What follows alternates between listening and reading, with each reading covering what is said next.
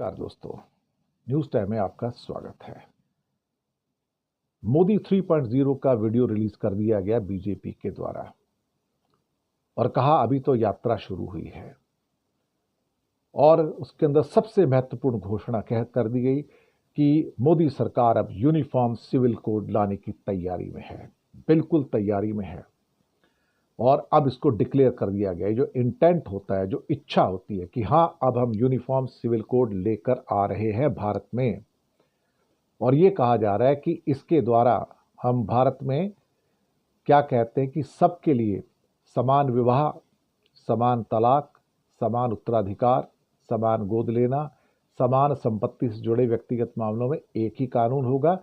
कोई भी धर्म हो, कोई भी जाति हो, कोई भी समुदाय हो। यहां कहा गया है कि कोई भी धर्म हो, कोई भी जाति हो, कोई भी समुदाय हो, लेकिन ये सबको पता है कि इसमें एक जाति को बाहर रखा जा रहा है।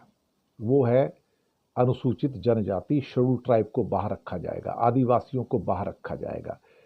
उनको कॉमन सिविल कोड के अंदर नहीं लाया जाएगा, ये पहले ही बता दिया गया था, या यूनिफॉर्म सिविल कोड में नहीं लाया जाएगा, क्योंकि उसके लिए आपको धारा 371 का हटाना जरूरी है। जैसे कश्मीर में धारा 370 हटाई थी, यहां धारा 371 को हटाए बिना आप आदिवासियों के ऊपर यूनिफॉर्म सिविल कोड लागू नहीं कर सकते हैं। तो उसके लिए अमित शाह ने पहले ही कह दिया था कि आदिवासियों को इससे बाहर रखा जाएगा, और उसका प्रोटोटाइप हमको उत्तराखंड से मिला था, जहां यूनिफॉर्म सिविल कोड तो आया, लेकिन उनमें से आदिवासियों को बाहर कर दिया गया।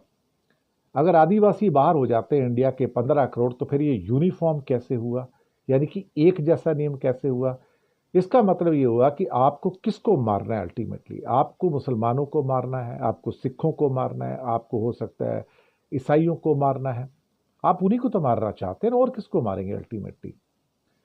तो संविधान के जो अनुच्छेद 44 के अंतर्गत एक महत्वपूर्ण धारणा यूनिफॉर्म सिविल कोड की, अब इसको वो लाने जा रहे हैं, और ये उन्होंने अपने वीडियो में अब डिक्लेयर कर सकता है। तो आपकी जो धार्मिक आज़ादी है वो भी छिनेगी, और ट्राइबल्स को अगर बाहर रखोगे तो फिर हो सकता है सुप्रीम कोर्ट उसके ऊपर संज्ञान लेके कहे कि ये यूनिफॉर्म सिविल कोड कैसे है। अब इसका भी एक उत्तर मिलता है मोदी सरकार से। कुछ दिन पहले की बात है, कुछ समय पहले की बात है, कि जो मोदी ने कहा था कि हम यूनिफॉर्म सिविल कोड नहीं लाने जा रहे हैं, क्योंकि उससे क्या है कि कोर्ट के अंदर प्रॉब्लम पैदा होगी।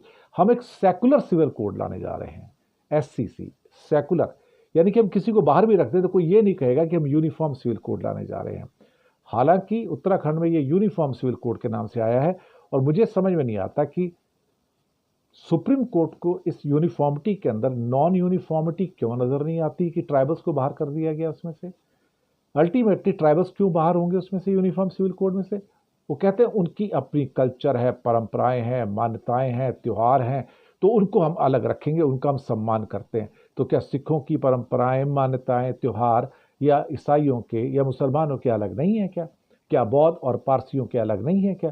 तो क्या उनका सम्मान नहीं होना चाहिए? ट्रिकी इशू है। पर एक बात मैं आपको दावे से कह सकता हूं, जो मैंने कुछ दिन पहले भी कही थी अपने एपिसोड में, वो ये है कि जितने भी NDA के दल हैं और नॉन NDA के दल हैं, इंडिया गठबंधन को छोड़ के, वो सब यूनिफॉर्म सिविल कोड को सपोर्ट करेंगे। मैं नाम गिनवा सकता हूं। नवीन पटनायक सपोर्ट करेंगे, हालांकि वो NDA के साथ ही नहीं है। जगनमोहन रेड्डी NDA में नहीं है, सपोर्ट करेंगे। KCR सपोर्ट करेंगे, NDA में नहीं है। ADMK सपोर्ट करेंगे। पवन कल्याण सपोर्ट करेंगे। नीतीश कुमार सपोर्ट करेंगे। नायडू साहब सपोर्ट करेंगे। चिराग पासवान सपोर्ट करेंगे। मांझी सपोर्ट करेंगे। कोई व्यक्ति ऐसा नहीं होगा जो सपोर्ट नहीं करेगा इनको।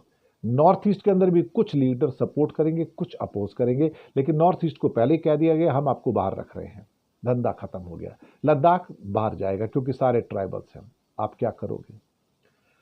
दरअसल मोदी को एक बात समझ आ गई है कि इनमें से किसी में हिम्मत नहीं है जो मेरे खिलाफ चला जाए। ना नवीन पटनायक में हिम्मत है, ना KCR में हिम्मत है, ना जगनमोहन रेड्डी में हिम्मत है, और ना ही ADMK में हिम्मत है, ना पवन कल्याण और नायडू में हिम्मत है, ना नीतीश में, ना चिराग पासवान में। एक्चुअली सब लोग मोदी के चपड़ासी हैं।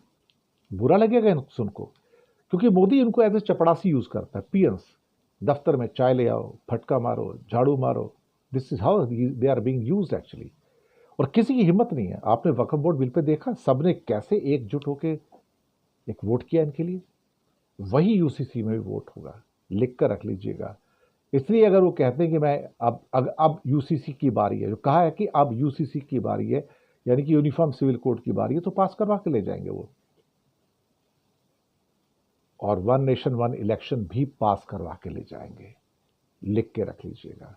क्योंकि जब इनके पास इस जैसे बहुत सारे टटपुंजिए साथी हों या साथी ना भी हों, लेकिन पता है कि उनसे वोट कैसे करवाना है, तो मोदी करवा सकता है। क्योंकि वो वोट नहीं करेंगे तो फिर अगले दिन सारे जेल के अंदर बैठे होंगे। ये खौफ की राजनीति है, और खौफ की राजनीति में कुछ भी हो सकता है। शुक्रिया आपका।